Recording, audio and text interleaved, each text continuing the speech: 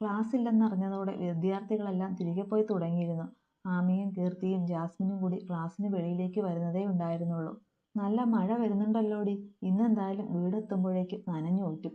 മഴക്കാറ് കയറി കലങ്ങി മറിഞ്ഞു കിടക്കുന്ന ആകാശത്തേക്ക് നോക്കി നിന്നുകൊണ്ട് ജാസ്മിൻ പറഞ്ഞു. പെട്ടെന്ന് പോകാം, ഒന്നിൻ്റെയും കയ്യിൽ കുട പോലുമില്ല. മഴ വീഴും മുന്നേ ബസ്സിലെങ്കിലും കയറി പറ്റണം. വരാന്തയിൽ നിന്ന് മുറ്റത്തേക്ക് ഇറങ്ങിക്കൊണ്ട് ജാസ്മിൻ പറഞ്ഞത് കേട്ട് കീർത്തിയും ആമയും കൂടി പുറത്തേക്ക് ഇറങ്ങാൻ തുടങ്ങുമ്പോഴായിരുന്നു സ്റ്റെഫിൻ അവിടേക്ക് വന്നത്. അവനും വീട്ടിലേക്ക് പോകാനുള്ള വരവായിരുന്നു. ആഹാ, നിങ്ങൾ പോയില്ലായിരുന്നോ? ഫോണിൽ നോക്കി വരുന്നതിനിടയിൽ യാദൃച്ഛികമായി അവരെ കണ്ട മട്ടിലായിരുന്നു അവൻ്റെ ചോദ്യം. ഞങ്ങൾ ഇറങ്ങിയതേ ഉള്ളൂ. സാറിൻ്റെ ഭാവി ഭാര്യ കാന്റീനിലെങ്ങാണ്ട് പോയി കിടന്ന നേരത്താ സ്ട്രൈക്ക് വിളിച്ചത്. പിന്നെ ഇതിനെ പോയി തപ്പിയെടുത്തുകൊണ്ടൊക്കെ വന്നിട്ട് വേണ്ടേ പോകാൻ, അതാ ലേറ്റായ. കിട്ടിയ ഗ്യാപ്പിൽ കീർത്തി ജാസ്മിൻ ഇട്ടൊരു കൊട്ടു കൊടുത്തു. അത് കേട്ടതും സ്റ്റെഫിൻ പുരികം ചുളിച്ചുകൊണ്ട് ജാസ്മിൻ്റെ നേർക്ക് നോക്കി. ചുമ്മാതെ അയച്ചായ, ഞാൻ ക്യാൻറ്റീനിലൊന്നും പോയതല്ല, മുള്ളാൻ പോയതാ. അയ്യേ, ഇതെന്ത് വധൂരി. സ്റ്റെഫിൻ്റെ നോട്ടം കണ്ടത് നിഷ്കളങ്കത ആവോളം വാരി വിതറിക്കൊണ്ട് ജാസ്മിൻ പറഞ്ഞത് കേട്ട് ആമി അറിയാതെ പറഞ്ഞുപോയി. സ്റ്റെഫിനും കണ്ണു തള്ളി അവളെ നോക്കി. പക്ഷേ അവൾക്ക് യാതൊരു ചളുപ്പുമുണ്ടായിരുന്നില്ല. എന്തോന്ന് കയ്യേ, നീ മുള്ളാറില്ലേ? ഒന്നും മിണ്ടാതിരിയടി വാവുളപ്പി. കീർത്തിയും ആമിയും നിൽക്കുന്നതിൻ്റെ വല്ലായ്മയോടെ സ്റ്റെഫിൻ പറഞ്ഞു. ഈ കോളേജിൽ എന്തോരം പെൺപിള്ളേരുണ്ട് അല്ലേ, എന്തോരം അടിപൊളി ടീച്ചർമാരുണ്ട്. എന്നിട്ട് അവരെ ഒന്നും കാണാതെ സാറിന് കണ്ണിൽ പിടിച്ചത് ഈ കഞ്ഞിയാണല്ലെന്ന് ഓർക്കുമ്പോഴാ എനിക്ക്. ആ, വരാനുള്ളത് വഴിയിൽ തങ്ങത്തില്ലെന്ന് കാരണവന്മാർ പറഞ്ഞേക്കുന്നത് വെറുതെയൊന്നുമല്ല കൊച്ചേ. ചിരിയടക്കാൻ കഴിയാതെയുള്ള ആമിയുടെ പറച്ചിൽ കേട്ട് ഒരു നെടുവീർപ്പോടെ സ്റ്റെഫിൻ പറഞ്ഞു. ഓ, ഞാൻ മാത്രം കഞ്ഞി, നിങ്ങളൊക്കെ വലിയ പുള്ളികളാണല്ലോ, അത് മതി. ആ, നിങ്ങളിനി കൊഞ്ചിക്കൊണ്ട് ഇങ്ങോട്ട് വാ കേട്ടോ, ഞാൻ വെച്ചിട്ടുണ്ട്. അവരുടെ കളിയാക്കൽ കേട്ട് വിറവിച്ച ജാസ്മിൻ ആദ്യം പെൺപിള്ളേരോടും പിന്നെ സ്റ്റെഫിനോടുമായി പറഞ്ഞിട്ട് മുന്നോട്ട് നടക്കാൻ തുടങ്ങി.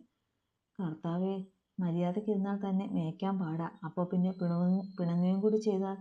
നീ പോകല്ലേ, ഞാൻ കൊണ്ടാക്കി തരാം, സ്റ്റെഫിൻ പെട്ടെന്ന് വിളിച്ചു പറഞ്ഞു. ഓ വേണ്ട, സാറ് കഞ്ഞില്ലാത്ത താങ്കളുടെ സ്റ്റുഡൻസിനെ കൊണ്ടാക്കിക്കൊടു, ഞാൻ എങ്ങനെയും പൊയ്ക്കോളാം. ജാസു, പിണങ്ങല്ലേടാ കുട്ടാ, ഞങ്ങൾ നിന്നെ ചുമ്മാ ഒന്നിളക്കാൻ പറഞ്ഞതല്ലയോ. നീ വാ, നീ ഉണ്ടെങ്കിൽ ഞങ്ങൾക്കും ഒരു ലിഫ്റ്റ് കിട്ടുമടി മുത്തേ. നീ പോയാൽ പിന്നെ സാറ് ഞങ്ങളെ കൊണ്ട് വിടുമോ? മഴ നനയാൻ വയ്യാത്തോണ്ടല്ലേടി ചക്കരെ. കീർത്തിയും ആമയും കൂടി ഓടിച്ചെന്നവളെ ഇരുവശത്തുമായി നിന്ന് കെട്ടിപ്പിടിച്ചുകൊണ്ട് പറഞ്ഞു. ഓ, ഒത്തിരി അങ്ങ് ഒലിപ്പിക്കല്ലേ. അയ്യേ അല്ലടി, നീ ഞങ്ങളുടെ ചക്കരയല്ലയോ. വാടി, സാറിൻ്റെ കൂടെ പോകാം. മഴ നനയാതെ സുഖമായിട്ട് വീട്ടിൽ പോകാനുള്ള അവസരം കളഞ്ഞു പൊളിക്കല്ലേടി പ്ലീസ്. കീർത്തിയും ആമയും അത്രമേൽ ദയനീയഭാവത്തിൽ പറഞ്ഞത് ജാസ്മിൻ ഒരൽപ്പം അയഞ്ഞതുപോലെ തോന്നി. തങ്ങളെ തന്നെ നോക്കി നിൽക്കുന്ന സ്റ്റെഫിനെ ഒന്ന് പാളി നോക്കിക്കൊണ്ട് അവൾ അവിടെ തന്നെ നിന്നു. അത് കണ്ടതും അവൻ വേഗം അവർക്കരികിലേക്ക് ചെന്നു. ഇച്ചായൻ ചുമ്മാ പറഞ്ഞതല്ലയോ, എൻ്റെ കൊച്ചു പൊളിയല്ലേ. തന്നോടുള്ള പിണക്കത്തിൽ മുഖം കയറ്റിപ്പിടിച്ച് നിൽക്കുന്ന ജാസ്മിൻ്റെ താടിയിൽ പിടിച്ച് കൊഞ്ചിച്ചുകൊണ്ട് അവൻ പറഞ്ഞതും അവൾ ആ കൈ തട്ടി മാറ്റി. തൊട്ടും പിടിച്ചുമുള്ള സംസാരമൊന്നും വേണ്ട, നിങ്ങളെൻ്റെ സാറാണെന്നുള്ള കാര്യം മറക്കണ്ട. പിന്നെ ഞാൻ കാരണം ഇവളുമാർക്കൊരു ലിഫ്റ്റ് മിസ്സാകണ്ടെന്ന് കരുതി നിന്നതാ. ചേടാ, രാവിലെ നീ തന്നെയല്ലയോ പറഞ്ഞത് ഞാൻ നമ്മുടെ ഇടയിൽ സാറും കുട്ടിയുമൊന്നുമില്ലെന്ന്. എന്നിട്ടിപ്പോൾ എന്നതാ കൊച്ചേ ഇങ്ങനെയൊക്കെ? ആ, ഇപ്പോൾ ഇങ്ങനെയാ. ആ, ഇങ്ങനെയെങ്കിൽ ഇങ്ങനെ. എന്തായാലും നിങ്ങളെ ഞാൻ ഡ്രോപ്പ് ചെയ്യാം. ഓ, വലിയ ഉപകാരം സാറേ. അല്പം അമർത്തി ഈണത്തിലുള്ള അവളുടെ സാറേ എന്നുള്ള വിളിയും പറച്ചിലും കേട്ടപ്പോൾ സ്റ്റെഫിൻ ദയനീയമായി ആമിയെയും കീർത്തിയെയും നോക്കി. പക്ഷേ അവർ തങ്ങളീ നാട്ടുകാരെ അല്ല എന്ന മട്ടിൽ മറ്റെവിടേക്കോ നോക്കി നിൽക്കുമായിരുന്നു അലവലാദികൾ. സ്റ്റെഫിൻ പിറുപിറുത്തു. അതേസമയം തന്നെയായിരുന്നു റയാൻ്റെ കാർ കോളേജ് ഗേറ്റ് കടന്ന് വന്നത്. അത് കണ്ടതും ആമിയുടെ മുഖമൊന്ന് ചുളിഞ്ഞു. കാരണം ആ നേരത്തെങ്ങനെ എത്തിയത് അവളിൽ അമ്പരപ്പ് നിറച്ചിരുന്നു. പെട്ടെന്നായിരുന്നു അവളുടെ ചിന്തകൾ അരികിൽ നിൽക്കുന്നവനിലേക്ക് വിരൽ ചൂണ്ടിയത്. അതോടെ അവൾ മുഖം തിരിച്ച് സ്റ്റെഫിനെ നോക്കി. പക്ഷേ അവൻ റയാനെ കണ്ടിട്ടേയില്ലെന്ന മട്ടിൽ ജാസ്മിനെ തോണ്ടിക്കൊണ്ട് നിൽക്കുകയായിരുന്നു. കോളേജ് ഗ്രൗണ്ടിലേക്ക് പോകുന്ന കോൺക്രീറ്റ് റോഡിൻ്റെ ഓരം ചേർന്ന് റയാൻ്റെ കാർ നിശ്ചലമാകുന്നതും ചാറി തുടങ്ങുന്ന മഴയിലേക്ക് ഒരു കുടയുമായി അവനിറങ്ങുന്നത് നോക്കി നിൽക്കുകയായിരുന്നു ആമി. പെട്ടെന്നായിരുന്നു അവളുടെ കയ്യിലിരുന്ന ഫോൺ വൈബ്രേറ്റ് ചെയ്യാൻ തുടങ്ങിയത്. ഡിസ്പ്ലേയിൽ അവൻ തന്നെ സേവ് ചെയ്തിട്ട റയാൻ എന്ന പേര് തെളിഞ്ഞതും ഒരിക്കൽ കൂടി സ്റ്റെഫിനെ ഒന്ന് നോക്കിയിട്ട് അവൾ ആൻസർ ബട്ടണിൽ അമർത്തിയിട്ട് ഫോൺ കാതിലേക്ക് വെച്ചു. ഹലോ, നീ കോളേജിലുണ്ടോ? ഉണ്ട്, എന്താ? അല്ല, ഞാനിതിലെ പാസ് ചെയ്തപ്പോൾ പിള്ളേരൊക്കെ പോണത് കണ്ടു. ചോദിച്ചപ്പോൾ സ്ട്രൈക്കാ, കോളേജ് വിട്ടെന്ന് പറഞ്ഞു.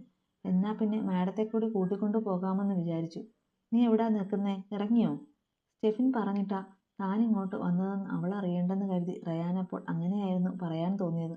ആ, ഞാനും പ്രിൻസിപ്പാളിൻ്റെ ഓഫീസിൻ്റെ മുന്നിലുള്ള ബിൽഡിങ്ങിൽ താഴെയുണ്ട്. ആ ഓക്കെ, ഞാനങ്ങോട്ട് വരാം. അതിന് മറുപടിയായി ഒന്ന് മൂളിയിട്ട് ആമി ഫോൺ കട്ട് ചെയ്തു. ആരാടാ? കീർത്തി ചോദിച്ചു. അത് എൻ്റെ പ്രിയപ്പെട്ട കെട്ടിയവനാ. റയാനോ? അവനെന്താ ഈ നേരത്ത് വന്നേ? താൻ വിളിച്ചിരുന്നോ? സ്റ്റെഫിൻ ഒന്നും അറിയാത്ത മട്ടിൽ ചോദിച്ചിരുന്നു. ഞാൻ വിളിച്ചൊന്നുമില്ല. ഇതിലേ പോയപ്പോൾ പിള്ളേര് പോണ കണ്ട് ആരോടോ ചോദിച്ചെന്നോ കോളേജ് വിട്ടെന്നറിഞ്ഞപ്പോൾ എന്നെ കൂടെ കൂട്ടാമെന്ന് വിചാരിച്ചെന്നോ ഒക്കെയാ പറഞ്ഞത്. ആമി വലിയ താല്പര്യമില്ലാത്ത മട്ടിൽ പറഞ്ഞു. അവരിരുവരുടെയും സംസാരം കേട്ട് ജാസ്മിൻ എന്തോ പിടികിട്ടിയ മട്ടിൽ സ്റ്റെഫിനെ ഒന്ന് തുറിച്ചു നോക്കി. അവളുടെ നോട്ടത്തിന് അർത്ഥം മനസ്സിലായതുപോലെ അവൻ അവളെ നോക്കി ചുണ്ടുകൂട്ടി ഉമ്മ കൊടുത്തു. സ്റ്റെഫിനെ കാണാനും റീജോയുടെ കാര്യങ്ങൾക്കുമൊക്കെയായി പലപ്പോഴും അവിടെ വന്നിട്ടുള്ളതിനാൽ ആമി പറഞ്ഞ ബിൽഡിംഗ് കണ്ടുപിടിക്കാൻ റയാൻ അധികം ബുദ്ധിമുട്ടേണ്ടി വന്നിരുന്നില്ല. അവൻ അവിടേക്ക് എത്തുമ്പോഴേക്കും മഴ നന്നേ ശക്തി പ്രാപിച്ചിരുന്നു. നീ എന്താടാ ഇവിടെ നിന്ന് കുറുകുന്നത്? സ്റ്റെഫിനും പെൺപിള്ളേരും നിൽക്കുന്നിടത്തേക്ക് വന്നതും റയാൻ ഒരാക്കിച്ചിരിയോടെ സ്റ്റെഫിനോട് ചോദിച്ചു. അവൻ്റെ ആ ചോദ്യം കേട്ടതും ജാസ്മിനെ ഒന്ന് സന്തോഷിപ്പിക്കാൻ പറ്റിയ അവസരം ഇതാണെന്ന് തോന്നിയ സ്റ്റെഫിൻ്റെ മനസ്സിൽ ലഡു പൊട്ടി. ഞാൻ എൻ്റെ കൊച്ചിനെ ഒന്ന് ഡ്രോപ്പ് ചെയ്തേക്കാമെന്ന് വിചാരിച്ചു നിന്നതാണേ. അപ്പം ഞങ്ങളോ? പെട്ടെന്ന് ആമി ചാടിക്കേറി ചോദിച്ചു. നിന്നെ കൊണ്ടുപോകാനല്ലയോ നിന്റെ കെട്ടിയോ വന്നേക്കുന്നേ? വേണേ അവൻ്റെ കൂടെ പോടി. സ്റ്റെഫിൻ്റെ പറച്ചിൽ കേട്ട് ആമി അവനെ തുറിച്ചു നോക്കി. റയാനാണെങ്കിൽ ഇരുവരുടെയും ഭാവങ്ങൾ വീക്ഷിച്ചുകൊണ്ട് ഒരു കുഞ്ഞു ചിരിയോടെ നിന്നതേയുള്ളൂ. എന്നാ പിന്നെ നീ വിട്ടോ മോളെ, ഞങ്ങൾ സ്റ്റെഫിൻ സാറിൻ്റെ കൂടെ പൊയ്ക്കോളാം, കീർത്തി പറഞ്ഞു. എടി, ഞാൻ നിങ്ങളുടെ കൂടെ വരാം. ഇവളെ വേണേ ഇവളുടെ പുന്നാര സാറ് ഡ്രോപ്പ് ചെയ്യട്ടെ. പെട്ടെന്ന് എടുത്തു ചാടിയുള്ള ജാസ്മിൻ്റെ പറച്ചിൽ കേട്ട് റയാനും സ്റ്റെഫിനും ഒരുപോലെ ഞെട്ടി. രണ്ടുപേരും അവളെ നോക്കി പല്ല് കടിച്ചു. അതൊന്നും വേണ്ട. ഇനി നിന്നെയും കൂടെ ഡ്രോപ്പ് ചെയ്യാനൊന്നും അവന് നേരം കാണത്തില്ല. അത് തന്നല്ല, കെട്ടുറപ്പിച്ച നീ അങ്ങനെ കണ്ട ആണുങ്ങളുടെ കൂടൊന്നും പോകണ്ട. അവളോട് വരാനോ വേണ്ടെന്നോ പറയാൻ വയ്യാത്ത അവസ്ഥയിൽ നിൽക്കുന്ന റയാനെ തള്ളി മാറ്റി അവളുടെ മുന്നിലേക്ക് കയറി നിന്നുകൊണ്ട് സ്റ്റെഫിൻ പറഞ്ഞതും ജാസ്മിൻ അവനെ തുറിച്ചു നോക്കി. അതിന് കണ്ട ആണുങ്ങളുടെ കൂടെ അല്ലല്ലോ പോണത്, സാറിൻ്റെ ഫ്രണ്ടിൻ്റെ കൂടെ അല്ലയോ? അവൾക്കും വിട്ടുകൊടുക്കാൻ ഭാവമില്ലായിരുന്നു. എന്നാലും വേണ്ട. അല്ലേലും ഇക്കാര്യത്തിൽ ഫ്രണ്ടും ബാക്കും ഒന്നുമില്ല. നിന്ന് ചിലയ്ക്കാതെ പോയി വണ്ടി കയറടി. കീർത്തി, താനും ചെല്ല്. ഇനി നിന്നോട് പ്രത്യേകം പറയണോ? എൻ്റെ കഞ്ഞിൽ പാറ്റയിടാതെ അതിനെ വിളിച്ചോണ്ട് പോടേ. സ്റ്റെഫിൻ വെപ്രാളപ്പെട്ടു. എന്നാ വാ, നിന്നെ വീട്ടിലാക്കിയിട്ട് എനിക്ക് വേറെ പണിയുണ്ട്. ഇനി നിന്നാൽ പണി പാളുമെന്ന് മനസ്സിലായ റയാനും തിരക്ക് കൂട്ടിയതോടെ ആമി അവൻ്റെ അരികിലേക്ക് ചെന്നു. അതോടെ റയാൻ കയ്യിലുള്ള കുടയും നിവർത്തിക്കൊണ്ട് മുറ്റത്തേക്ക് ഇറങ്ങി, ഒപ്പം ആമയും. എടി, എന്നെ കൂടെ കൊണ്ടുപോ. അവളുടെ പിന്നാലെ പോകാൻ നിന്ന ജാസ്മിൻ ഒരു ശ്രമം നടത്തിയെങ്കിലും അതിനു മുന്നേ തന്നെ സ്റ്റെഫിൻ അവളുടെ അരക്കെട്ടിൽ ചുറ്റിപ്പിടിച്ചിരുന്നു. അവർ ഭാര്യയുടെയും ഭർത്താവിൻ്റെയും കൂടെ ഇടിച്ചു കയറി പോകാൻ നിനക്ക് നാണമില്ലേടി? ഒട്ടുമില്ല. അവനെ നോക്കി പുച്ഛം വാരി വിതറിക്കൊണ്ടായിരുന്നു ജാസ്മിൻ്റെ പറച്ചിൽ. നിനക്കതില്ലെന്ന് എനിക്കറിയാം. പക്ഷേ തൽക്കാലം നീ അവരുടെ കൂടെ പോകണ്ട. അത്ര കഷ്ടപ്പെട്ട ഇങ്ങനൊരു സാഹചര്യം ഒപ്പിച്ചത്. അത് നശിപ്പിക്കാൻ നിൽക്കാതെ എൻ്റെ മോള് തൽക്കാലം ചെന്ന് ഇച്ചായൻ്റെ കാറിലോട്ട് കയറ്. അവളുടെ ടോപ്പിന് മുകളിൽ കൂടി തന്നെ ആ ഇടിപ്പിൽ ചെറുതായി ഒന്ന് പിച്ചിക്കൊണ്ട് സ്റ്റെഫിൻ പറഞ്ഞതും ജാസ്മിൻ പെരുവിരൽ ഉയർന്നു പോയിരുന്നു. പക്ഷേ അരികിൽ കീർത്തിയുള്ളത് കൊണ്ട് തന്നെ ഒന്നും പറയാൻ കഴിയാതെ അവനെ തുറിച്ചു നോക്കിയതേയുള്ളൂ ജാസ്മിൻ. ഒരു കുടക്കീഴിൽ പരസ്പരം മുട്ടാതിരിക്കാൻ പണിപ്പെട്ടുകൊണ്ട് കാറിനരികിലേക്ക് നടക്കുന്നതിനിടയിൽ ആമയും റയാനും നന്നായി തന്നെ നനഞ്ഞിരുന്നു. പക്ഷേ തൊട്ടില്ലെന്ന മട്ടിലുള്ള ആ നടപ്പിനിടയിൽ പലപ്പോഴും പരസ്പരം ഉരസിപ്പോയി ശരീരങ്ങളുടെ സ്പർശനത്തിൽ അവരിരുവരിലൂടെയും വല്ലാത്തൊരു അനുഭൂതിയായിരുന്നു കടന്നു പൊയ്ക്കൊണ്ടിരുന്നത്. നനവാർന്ന് കുളിർ പടർന്ന ഉടലിലെ സ്പർശം പോലും ഞരമ്പുകളിൽ തീ പടർത്തുന്നതാണെന്ന് റയാൻ മനസ്സിലോർത്തു. എടാ, ആ കൊച്ചു നനയുന്നത് കണ്ടില്ലയോ? അതിനെ ഒന്ന് ചേർത്ത് പിടിക്കങ്ങോട്ട്. അവരുടെ പോക്ക് നോക്കി വരാന്തയിൽ നിൽക്കുമായിരുന്ന സ്റ്റെഫിൻ വിളിച്ചു പറഞ്ഞതും റയാൻ്റെ നോട്ടം ആമിക്ക് നേരെ നീണ്ടു.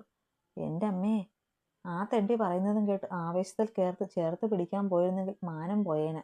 ഒരുമാതിരി കൊല്ലാൻ പോണ മട്ടിൽ തുറിച്ചു നോക്കുന്നവളെ കണ്ട് റയാൻ മനസ്സിൽ പറഞ്ഞിട്ട് അതുപോലെ തന്നെ മുന്നോട്ട് നടന്നു. ഒപ്പം ആമിയും. അരണ്ട വെളിച്ചമുള്ള മുറിയിലെ തടിക്കട്ടിലിൽ കിടക്കുമായിരുന്ന ഒരു പെൺകുട്ടി. ദിവസങ്ങളായി അവൾ ബന്ധിക്കപ്പെട്ടിരിക്കുകയായിരുന്നുവെന്ന് തോന്നിപ്പിക്കും വിധം അവശയായിരുന്നു അവൾ. ഒരു ട്രാക്ക് പാൻറ്റും ടീഷർട്ടുമായിരുന്നു അവളുടെ വേഷം. മുടിയിഴകൾ അഴിഞ്ഞുലഞ്ഞ് ജടകെട്ടി കിടന്നിരുന്നു. ഉണർന്നോ തമ്പുരാട്ടി? അവളിൽ നിന്ന് നുടുന്ന ഞരക്കങ്ങൾ കേട്ട് അകത്തേക്ക് വന്ന റീജോ അവളുടെ കവളിൽ പിടിച്ച് തിരിച്ചുകൊണ്ട് ചോദിച്ചു. ഞാനിതെവിടെയാ? ഇങ്ങനെ പാനിക്കാവല്ലേ വേദ. ഇവിടെ ആരും വരില്ല, നമ്മൾ മാത്രമേ ഉള്ളൂ. നീ എന്നെ എന്തിനാ? മുന്നിൽ നിൽക്കുന്നവനെ തിരിച്ചറിഞ്ഞതും വേദ ഭയത്തോടെ ചോദിച്ചു. നീ ഉദ്ദേശിച്ചതിനൊന്നുമില്ല. എൻ്റെ മോളിന് ഈ നാട്ടിൽ നിന്നാൽ എനിക്ക് നല്ലതല്ല. അതുകൊണ്ട് മോളെ അങ്ങ് പാക്ക് ചെയ്തേക്കാമെന്ന് വിചാരിച്ചു. അതുവരെ ഒരു താൽക്കാലിക ഷെൽട്ടർ. അതാ ഇത്.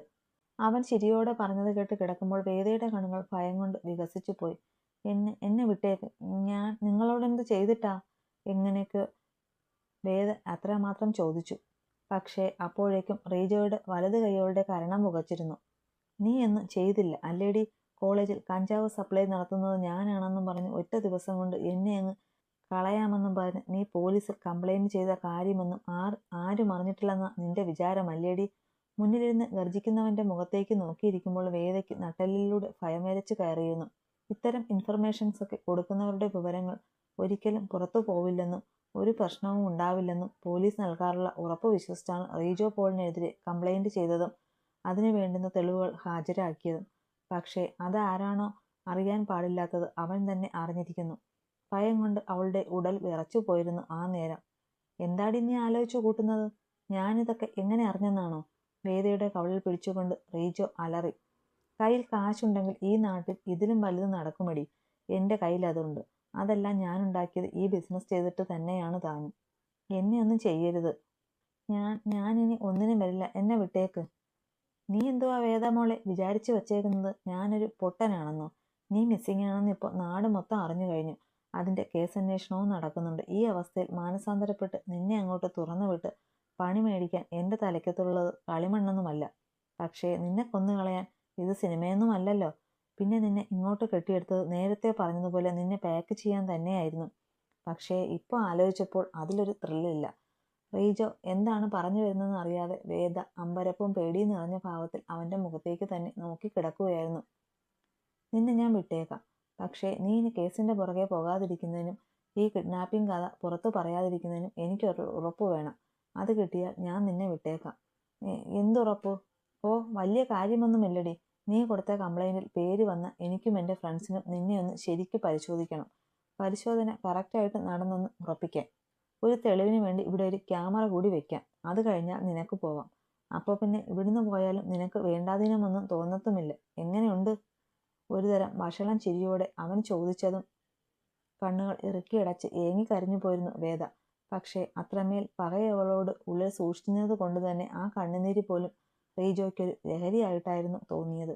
മഴ പെയ്ത് തോർന്നയുടൻ മുറ്റത്തെ തെങ്ങിൻ ചുവട്ടിൽ വെള്ളം കെട്ടി നിർത്താനായി തടമെടുത്തുകൊണ്ടിരിക്കുകയായിരുന്നു ജാസ്മിൻ്റെ പപ്പ ജോസ്. അപ്പോഴായിരുന്നു സ്റ്റെഫിൻ്റെ കാർ ഇടവഴിയിലേക്ക് ഇറങ്ങി മുറ്റത്തേക്ക് കയറി വന്നത്. കാർ വരുന്നത് കണ്ടതും മൺവെട്ടി നിലത്തൂന്നി വച്ചിട്ട് ജോസ് അങ്ങോട്ട് നോക്കി. അത് കണ്ടുകൊണ്ട് സ്റ്റെഫിൻ വേഗം കാറിൻ്റെ ഗ്ലാസ് താഴ്ത്തി.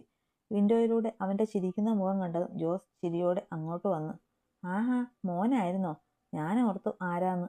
കോളേജ് വിട്ടപ്പോൾ മഴയായിരുന്നു. എന്നാൽ പിന്നെ പപ്പയുടെ മോളെ ഇങ്ങോട്ടാക്കിയേക്കാമെന്ന് വിചാരിച്ചു വന്നതാ.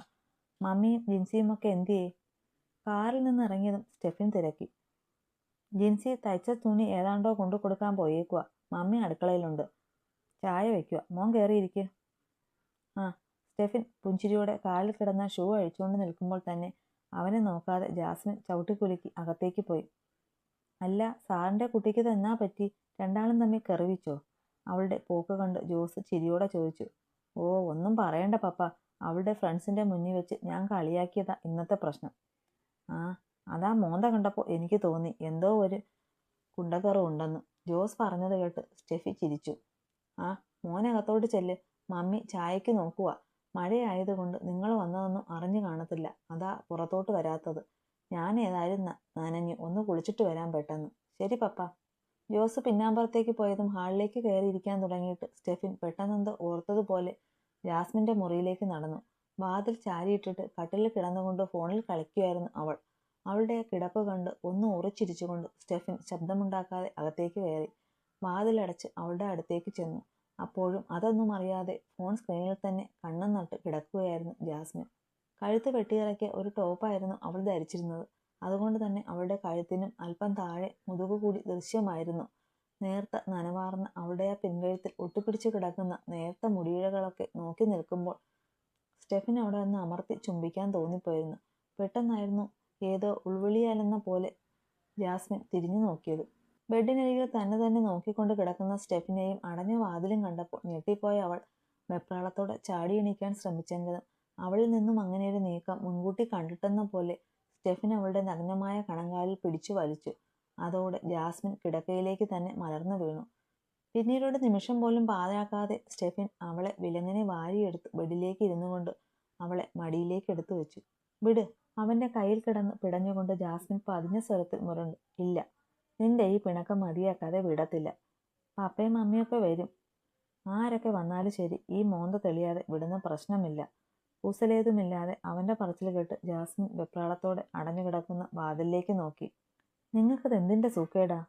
എനിക്ക് പല സൂക്കേടുമുണ്ട്. പക്ഷേ അതൊക്കെ തീർക്കാൻ കെട്ട് കഴിയണം. അതുകൊണ്ട് പിടിച്ചു നിൽക്കുക. ഒരു വഷളൻ ചിരിയോടെ അവളെ നോക്കി സ്റ്റെഫിൻ പറഞ്ഞു. അത് കേട്ടതും ജാസ്മിനൊന്ന് കുളിരി പോലും പോലെ തോന്നി. മുഖമൊന്ന് ചുവന്ന് തുടുത്തുപോയി. എന്താ, മോന്തയൊക്കെ അങ്ങ് ചുവന്നല്ലോ?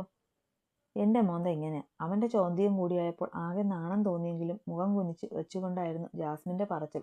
ആണോ? ആണ്. എവിടെ നോക്കട്ടെ? പറഞ്ഞതും മുഖം കുനിച്ചവളുടെ താടിത്തുമ്പിൽ അമർത്തിയൊരു കടി കൊടുത്തവൻ. ആ ഇച്ചായ. എന്തോ? മര്യാദയ്ക്കെന്നെ വിടു മനുഷ്യ, അല്ലേ ഞാൻ ഒച്ച വയ്ക്കും. ഇപ്പോൾ സ്വീകരിച്ചിരുത്തിയ എന്റെ പപ്പ തന്നെ നിങ്ങളെ ഇവിടുന്ന് പറത്തും.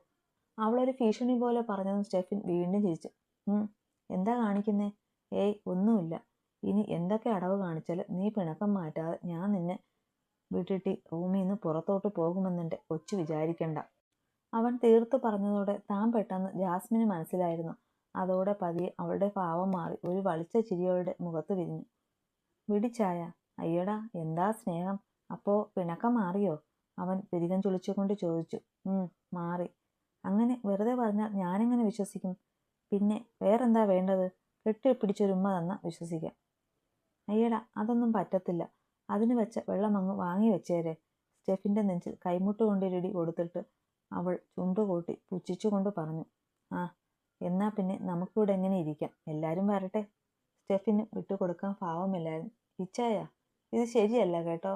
അപ്പോൾ ചുമ്മാ ഏതാണ്ട് പറഞ്ഞെന്നും പറഞ്ഞു ഇത്രയും നേരം നീ എന്നോട് പിണങ്ങിയിരുന്നത് ശരിയാണോ? എനിക്കിപ്പോൾ പിണക്കമൊന്നുമില്ലല്ലോ. എൻ്റെ പിണക്കമൊക്കെ മാറി. അങ്ങനെ വെറും വാക്ക് പറഞ്ഞാൽ പറ്റില്ലെന്ന് ഞാൻ പറഞ്ഞില്ലേ? എനിക്ക് തെളിവ് വേണം. എൻ്റെ കർത്താവേ, ഈ മനുഷ്യൻ. അവനോട് പിണങ്ങിയിരിക്കാൻ തോന്നിയ നിമിഷത്തെ ശപിച്ചുകൊണ്ട് ജാസ്മിൻ സ്വയം തലയ്ക്ക് കൈവച്ചു. ഇത്രയും ടെൻഷൻ അടിക്കാൻ വേണ്ടി ഞാൻ വേറൊന്നും ചോദിച്ചില്ലല്ലോ. ഒരു ഉമ്മയല്ലേ, അതിങ്ങ് തന്നാ പോരെ? മുഖത്ത് ആവോളം നിഷ്കളങ്കത വാരി വിതറി പറഞ്ഞവന്റെ തല പിടിച്ചു ചരിച്ചു വെച്ചുകൊണ്ട് അവന്റെ കവിളിൽ അമർത്തി ചുംബിക്കുമ്പോൾ ജാസ്മിന്റെ മുഖത്തും ചിരി വിടർന്നു പോയിരുന്നു. അവളുടെ നനുത്ത ചുംബനം അറിഞ്ഞതും സ്റ്റെഫിനും മനോഹരമായി പുഞ്ചിരിച്ചു. പക്ഷേ ആ ചിരി കരച്ചിലാകാൻ അധിക സമയമൊന്നും വേണ്ടി വന്നില്ല. കാരണം ഉമ്മ വെച്ചെടുത്ത് തന്നെ തന്റെ ദന്തമുദ്ര പതിപ്പിച്ചു കഴിഞ്ഞിരുന്നു ജാസ്മിൻ. ആ, നോവുന്നടി കുരുപ്പേ.